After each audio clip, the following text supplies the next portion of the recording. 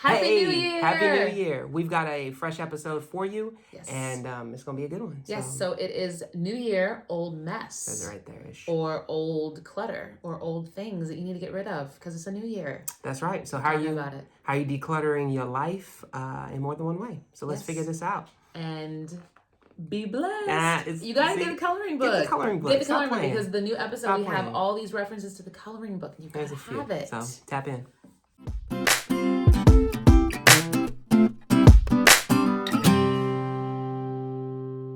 Hey, we are your hosts, NixMyth and Kylie Jo Smith, and Happy New Year! Happy New Year, y'all. It's 2023. Somewhere, 5 o'clock, something. No, it's 2023 it's 2023 everywhere. All around the world. It should be. If you're still looking at a calendar that says 2022, you need help. You're dead wrong. You need help. You're dead wrong. Yeah. So we want to say what's up to the Inner Circle. How y'all doing? Also, hello to everybody that bought the Real Life Thoughts coloring book, Things to Color Thank and you. Not Yes, Say. it looks like this in Thank case you you all. didn't know. Thank you so much. If you just heard about this for the first time and you want to know where to get one, go to Amazon.com and get you one. Or if you want the digital download, go to NixMythPodcast.com and get the digital download. Yes, it's awesome. We're going to actually use a few pages from the coloring book today to kind of illustrate our points. See what she did there? So, you're going to want to get one of those so that you can follow along the next time you want to listen to this episode. Like, I'm coloring the page. It's going to be so fun. They're referencing. Awesome. We're going to jump on into it. Let's do it. Okay. So first things first. Yes. We've moved. We are moving. We have a new address. Same podcast, same website. Same podcast, same folks. But here in the next coming episodes, you're going to see a different setup, different background. Should sound the same, those of you who only listen. But if you watch, you should see a little difference. And those of you who are in the Inner Circle, you already know what's up. We kind of gave you the whole 411. Do people still say that? 411? 411? No, but we should bring it back in 2023. So What's the 411? Those of you who are young, who don't know what we're talking about, there used to be a number you could call, 411, and it was information. So before Google, you needed information, you needed a phone number, you needed to know what time something was open, you dialed 411. Or, this is my favorite one, if you didn't know who just called you, if you had a landline and they just called you and hung up, or like you didn't know what was going on, you could dial Star 69. Star 69, That's and you would redial them. But then people started like making it to where you couldn't dial Star 69. Yeah, because then before you dial them, you got to put Star 67, and then you dial their number, and then your number comes up. Star 69 but then if they have the little box, that's the caller ID. Because it was separate from the phone. That's separate, right. You had the caller ID, and if it came up unknown, they might not answer it. Because you Star 67, they try to Star 69 you back, and they can't do it. So anyway, sorry, we're showing our age. Things we had to memorize back in the day when we had landlines. 10-10-220. What was that one? 10-10-220, that was a collect number. So if you needed to... like dial collect. Dial collect, which is a whole nother thing that nobody even... Right? Yeah, collect calls. But you don't dial collect anymore because nobody does that, and nobody uses payphones anymore. This is crazy. Anyway, this is 2023 is blowing our minds. This has nothing to do with what our episode's about. So thank you for listening to all that. But anyway, we moved. Yes, and we have a new situation we're in this season of transition. It sounds like a weird way to say it. What? We're in a new situation. No, I'm just saying like a new living situation. We're moving out of where we have been living into a new place. And in the process of moving, we were thinking about kind of what to bring in this episode as we're in this transitionary time. Things are in boxes all around us, and we're trying to figure out where do we put, when do we record, how do we move, all this stuff. And God really laid something on Kylie Jo's heart about moving in general and just the amount of stuff we have. Yeah. So, well, honestly, every time we've moved, we go through, because we, when we were newlyweds, we moved across the country to actually Pennsylvania, which is where we are now. And we didn't have a lot. We were young and poor and just kind of... we're still young, just a little less poor. And we just had all this like hand-me-down stuff, and it was easy to part with some things. But then there were things that we were like, no, we want to hold on to it because we never know when we're going to need it. Yeah. We didn't have any storage. So like everything we had moved into our apartment with us. And then as we've grown, we've moved like, I don't know, probably like 8 or 9 times since then. Yeah, something like that. Which is a lot to move in like 10 years. Yeah. And every time, we've lived in parsonages, we've been blessed to be able to live in places that we did not have to acquire the resources to pay for it. Yeah. So we've been really blessed, but with that blessing has also come this like almost survival mode of like keeping things and holding on to things that I've really, my default is like, let's just get rid of it. Like once we're moving, get rid of it, throw it away. I don't know. We don't need it. And I'm the opposite. I want to keep everything because I never know when I'm going to need it. Right. I actually just threw away some old AV cords, some RCA cords. Oh my gosh, it was the best. Threw them away. It was time. Here's why it was the best. Because I've had them for 12 years. Yes, and they've been in a box. I remember packing them in a box when we were moving from one parsonage to another. And then I remember the last parsonage we were in, moving here, I was like, oh my gosh, are we going to get rid of these? Like, is this the day? He was like, no, because, we might need them for sound equipment here's the thing. or something. As soon as we get into our new place, we're going to need these AV cords. I know we're going to need them. And then, but I'm throwing them away. I'm walking by faith and not by superstition. Me too. And so, but yeah, and the longer you live somewhere, so we've been told, the more eventually we'll know what that's like. The more stuff you acquire. So I did tell Kylie Jo when we first got married, I told her that she was marrying a nomad. And I didn't know how true that was going to be in our marriage and in our ministry, that God has caused us to move into different directions. We're hoping where we are now is going to be a place where we plant roots. Mm-hmm. But at the same time, we hold everything with an open hand, trusting that God is in control. Mm-hmm. And the amount of movement we've done, we do some purging, but then some stuff we just carry with us. There are things in this room right now. You can't see it on camera. Nope, none of them. Hopefully. None of them can see it because they're all on that end of the room. Ooh, little bass, boom. There are things that we just transported to this new place just because. It's just like, oh, it was in the last place. I guess we'll move it. Or things we acquire out of necessity. And so like one thing I will say, this table right here, we only acquired this because we needed it for the podcast. Yep. There is a desk that we have that we only acquired because, we need this desk in this space for this time. And honestly, we didn't know for sure if we would need the desk when that time was over. It's like, okay, well, when we're not in this space anymore, do we need it? And I think something that a friend of ours and some other people have spoken over us in our ministry and our family, especially in this season, has to do with this idea of uprooting, like taking your tent and pitching it somewhere else and allowing God to establish you where he's taking you. Now, this can happen even when it's not the new year. And we definitely experienced that God was moving us prior to the change of the new year. But in this newness, in the kind of seasonal shift that everyone is feeling, it's really important to take note of that. Like, okay, how is God reestablishing you in this area? Maybe it's not a physical move. Maybe it's not something you physically need to get rid of, but like what things have you carried with you that now as you're transitioning, it's going to make that a lot harder for you to uproot and move forward if you don't let go of that. And certainly furniture is a big, heavy thing that we can tangibly say, okay, we're not keeping that. We're not able to use that in this season. And the hard part is with some furniture, it's like, oh wait, but that person gave it to me. Or it came from the season of my life that was really, really special. And I don't know if I can get rid of that. So you're preaching a whole other sermon right now. Okay, like, sorry. I'll slow down. No, it's good because like the duality. So there's so many things in our physical that are echoes of our spiritual, or however you want to say it. They mirror. That's what I'm trying to say. They mirror the things that happen in our spiritual walk.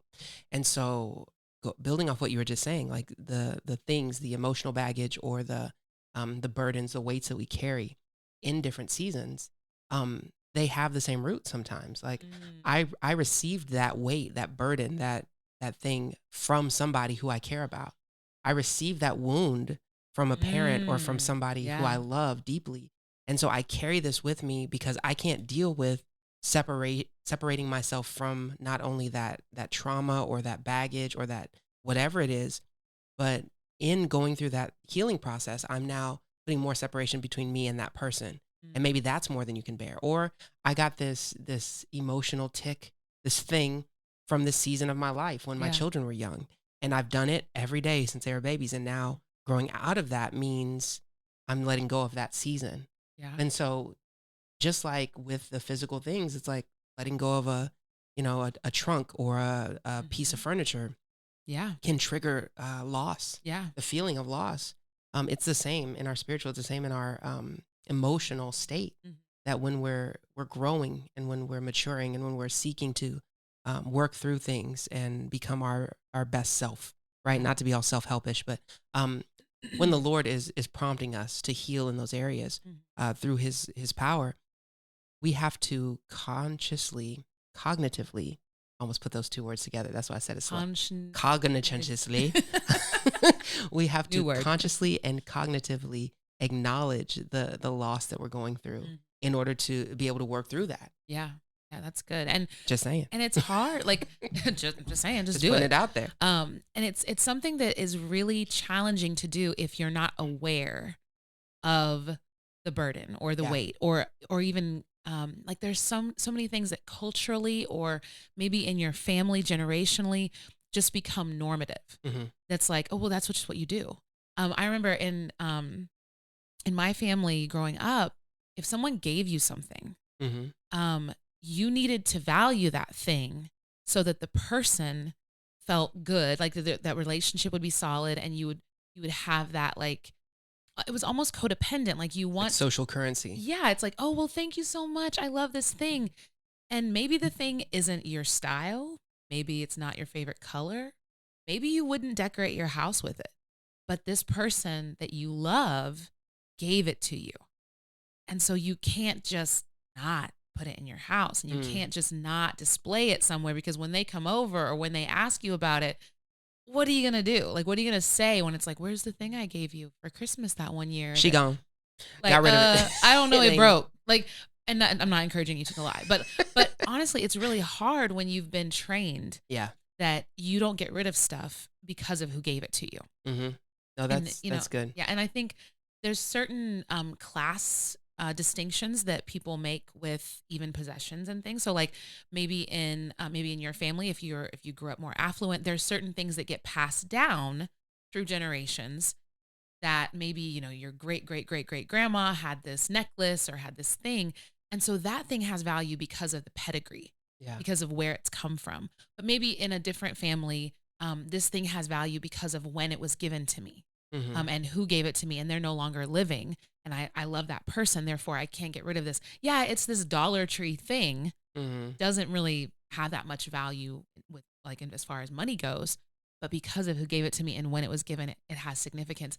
But again, looking at, why do you have it? What is it? What value is it adding to your life and maybe your family's life? And if answering those questions, it's like, well, none. And it's kind of hard because I have to always figure out where to put it, and I'm always having to find somewhere to store it. And I don't use it. Then maybe it's time to let that go. Honestly, that triggered a couple thoughts in me. Like one is, I remember doing that from a young age because I wanted that family heirloom thing. My family on either side, we don't keep stuff. They get rid of it, they share it, they give it away. It doesn't matter. We don't keep stuff.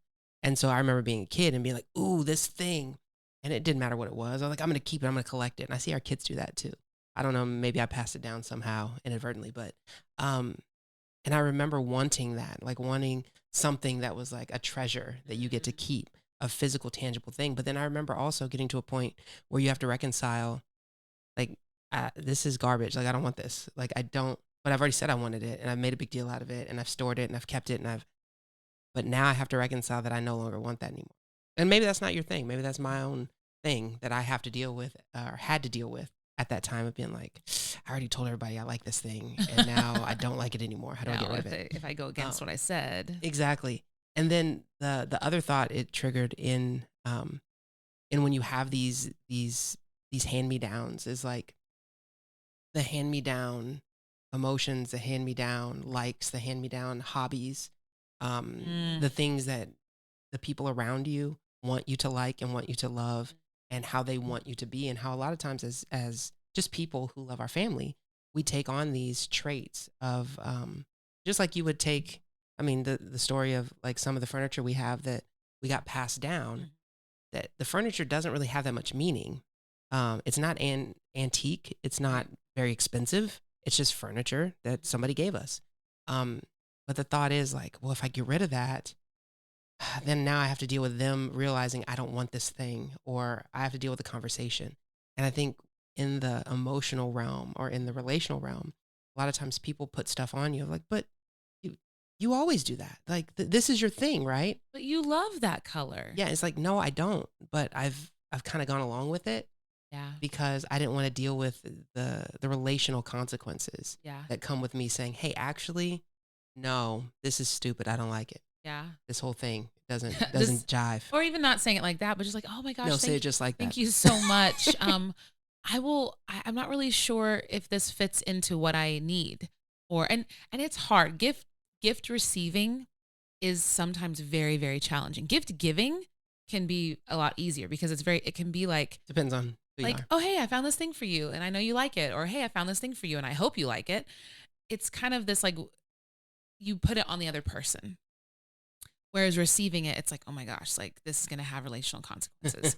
Like, I don't know how I feel about this. And it happens in families. It happens with gifts. It happens as well with just stuff that we have. Mm-hmm. And honestly, I will say, for the furniture that I know, or the things that I know I have that I value, mm-hmm. that I truly value, I'm like, I do not want to get rid of this. There are things that I personally used as a child, or like I have an experience and a memory with it that's attached. And most of the things are also functional. Mm-hmm. As one thing that a friend of mine had said, like, hey, if you have certain things in your life that, you like them a lot, but you can't use them, get a picture with it.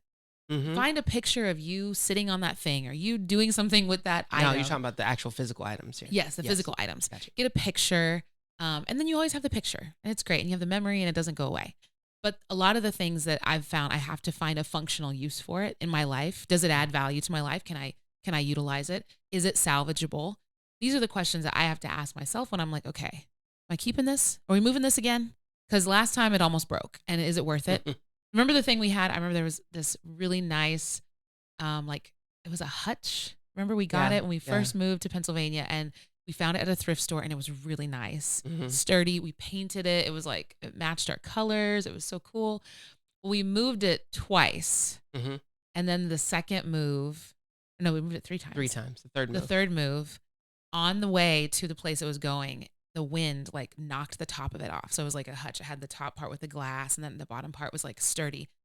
That thing broke in half, and it was on the highway. And Nick calls me on the way to the house. He's like, hey babe, look, the hutch is like done. It came apart. I'm sorry. I was like, oh, it's okay. Well, whatever we can use of it. I remember like whatever we can use, we'll use it. We held on to pieces of this hutch. Yeah, we held on to the base of that thing for like 4 years. And we found a way to, like, we hung one part as decoration. We like made it work, but eventually it was like, it's time to let it go. Yeah. It's special. It's special because of when we got it and how we got it, but it's time to let it go. Yeah. No, I think honestly, I was thinking about that loss, because even in that moment, it wasn't as quick as like, oh, okay, it's fine. Like you were pretty upset about I was that. like, man, can we fix it? Yeah. Like you were pretty upset. And I think an important thing that we have to realize as people, and I remember when I realized this is when I was driving for UniFirst. It just hit me out of nowhere. But like all grief is loss, or all loss triggers grief. And so you have to put yourself in a position where you are okay with experiencing grief. And I don't mean okay like, oh yeah, this is fun. But this is fine. I'm fine. Everything's good. It's fine. But I think what happens is when we're grieving the loss of something, whether it's something that is a physical object that triggers an emotional response, or if it's growing through an emotional season of our life, or whatever, some sort of change where we're losing something, even if that loss is, we're losing something bad, even if it's something that is damaging to us, or something that clutters our house, whatever it is, if the loss, it's still loss, and you still have to grieve it. And emotionally and psychologically, the grieving process is the same. You have to go through the stages. You have to go through and it's a spectrum. It's not like it happens the same for every person, and you don't stay in every stage the same amount of time. And sometimes you revert and go back and forth, but no matter what, you have to be okay with the fact that, you know what, I do have to grieve the loss of this. Just like with the hutch, right? It's just a piece of furniture. We didn't have it that long. And when it broke, it triggered an emotional response because it came from a season in our life when that we've just truly cherished. We valued that season. And so when that thing broke, it triggered like, man, that really is something else that's gone from that season. Now, we could have just been like, well, it's just a stupid hutch. Like, get over it. It's just a piece of furniture. It broke. We'll get another one. And then squashed all that grieving down. And then it pop up in a fight some other time. But if you can give yourself the freedom and the room to allow yourself to grieve even the silly stuff that in the moment you feel like, man, I'm getting rid of all this stuff. I shouldn't feel sad that I'm cleaning out my garage. I shouldn't feel sad that I'm growing through this season, that happened 20 years ago, but I never grieved it. And so I have to grieve in order to grow.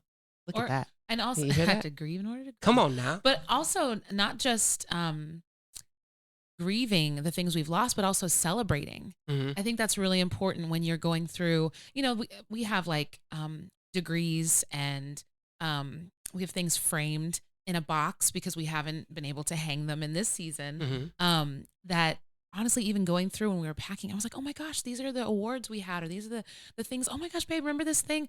And being able to celebrate those things again. Yeah. And to say, oh wow, that is an amazing accomplishment that no one in our family has had, or that's a thing that our kids now can see. Mm-hmm. And it'll be on our wall and they'll be able to recognize, like, there's certain things we need to grieve for sure. That's like, gotta let it go. Gotta mm-hmm. like process the whole thing. But then there are things we really need to celebrate and acknowledge God's grace and acknowledge our own resilience through a lot of challenges that we've had. And I think that's important. And physical stuff, again, in this world, things come and go. Mm-hmm. People come and go. Our life is a vapor. Yeah. And so we acknowledge that as Christians, like, okay, it's just stuff. Material things do not make our life. They simply add to it. But also acknowledging, I think that was something that we were joking about, how to fit our couch in our new house. Mm-hmm. This is so silly. It wasn't a joke, y'all. This became a whole thing. This became a thing. And it was a process for me mm-hmm. to have to grieve my idea of perfection. But we were packing a box and like talking about the couch thing. And I was like, babe, you know what? I was just thinking about the garden. And Nick was like, the garden? We don't have a garden in our new house. I was like, no, I'm talking about like the garden, like Eden. This is the kind of stuff we actually talk about. Y'all. Literally, we were unpacking our kitchen, mm-hmm. putting this new stuff in the cupboards and loving it. I was like, oh, our kitchen's amazing. And I was like, I'm just thinking about the garden, babe. Like, this is what, sounds so dramatic. This is what God meant when he told Adam and Eve, like, you are going to have to toil. To work the land, like Sorry, I didn't snort. That's really funny. But I was like, everything was perfect in the garden. There was work. Mm-hmm. The work was joyful and good and always fruitful. That's the thing. The work that was done in the garden was always fruitful and perfectly fruitful. The work we do on this side sometimes is hard work, mm-hmm. not always fruitful. Well, not always fruitful in the physical.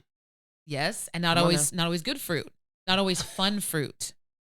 Go for the fun fruit. Like, but seriously, I was thinking about it. I was like, man, the amount of work we have to do in this life to make our home look good and feel comfortable. And how do I arrange the furniture safe. So that, yes, and make it safe and make it wholesome and make it always, that is so much work. And there's not even a guarantee mm-hmm. with all the work that we do that it's always going to be that way. Mm-hmm. And just thinking about that, the amount of work that we put into storing things and keeping things and preserving things. And like, people spend thousands of dollars on storage. I mean, individual families. And overall, this is no shade. Millions of dollars. If this is you, if you've got a lot of storage, we're not shaming you. We're just coming to a realization of our own. Yes. And that's one thing we have said, like, we do not want to pay for storage for us in this season. I was like, I want as much as we can. If we can get rid of it, sell it, let someone else use it, keep it somewhere safe. But I don't want to pay for things, because then I'm keeping stuff that I don't even know what's in there. I don't even know how long I'm going to keep it in there. I don't know when's the next time I'm going to use it. And there's so much of that happens.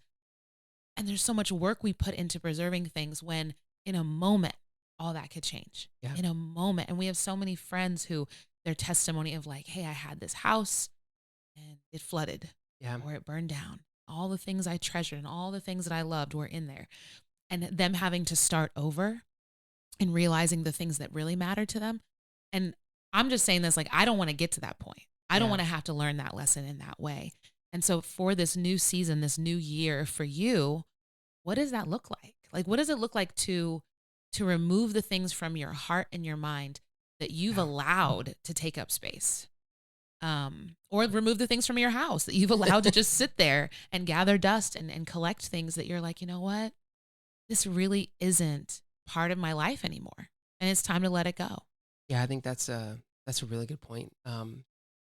Before we close it down, if you know of anybody that needs to hear this, or if you need to hear it again, share it to somebody and tell them to share it back to you so that you can hear it a second time. But no, let somebody know, please, about the NixMyth Podcast. We're praying that God would bless people's lives this year through the podcast in some mighty ways. But going into that thought of like what things have you been holding on to when you had mentioned the storage?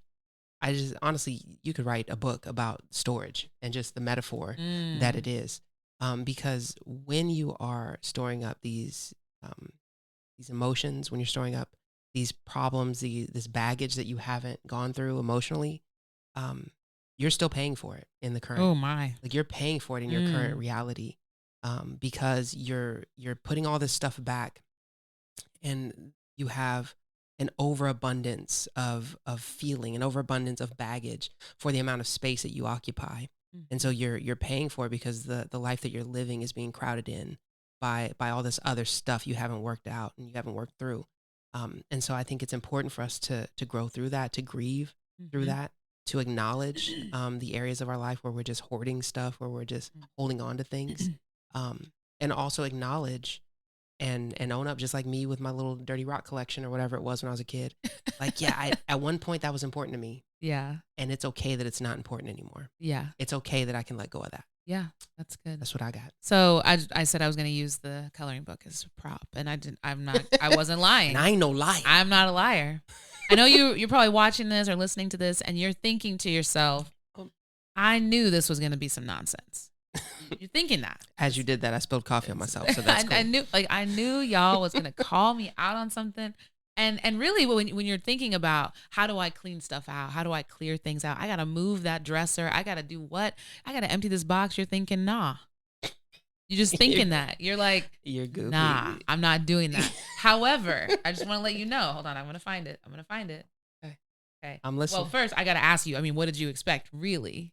Like, that's just how we do it on this show. Find it, I promise.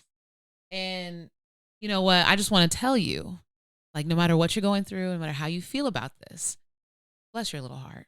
Like, just bless your it's a little little condescending, heart. but that's okay. Like well, no, I don't mean it in the way that the page means it, but truly, like one of the things with the process of cleaning out and moving your tent pegs and reestablishing yourself for this new year, like there's blessings in what you're going to get rid of. There's blessings in what you're going to acquire. And I love the scripture that says, do not store up for yourselves treasures on earth where moths and rust destroy, like things we understand. Have you ever gone and gotten a sweater out of the closet and you're like, dang it, there's a hole in this. And I don't wear a lot of wool, but I can understand the I've had that happen. I'm like, man, I like that sweater. But don't store up treasures for yourself where moths and rust destroy, but store up for yourself treasures in heaven. And I think there's a lot of like Christianizing of that scripture that gets done where we're like, I'm not going to store up things. I'm storing up my treasures in heaven. There's a real physical reality to that. Yeah. Storing up things in this life that and like what awaits you in heaven is a result of what you have experienced and what you have sown in this life. And so not storing up for yourself treasures, but being able to pour out into others and being able to give to others. That's one of the things I love about community is like what I may not use, what may not benefit me. I know somebody somewhere is going to enjoy that. They're going to like grow from having it. And they're going to be blessed in it, and you're going to be blessed in giving it. So that's just encouragement for you as you're going through this process for the new year. You're going to be blessed as you allow your process to be a blessing to other people. Amen. Well, thank you so much for listening to this episode, for watching this episode. If you want to know more about our move, you want to know about what we're doing behind the scenes, please consider joining the Inner Circle. If you want to see how messy our house is when we first move in, you're going to see that as well. So yeah, thank you so much. And yeah, pray for us in this move, y'all. Next time you see us, we're going to have a whole different setup. Yes, it's going to be awesome. Well, this has been the NixMyth Podcast. We hope this episode has connected you to living truth. Be blessed.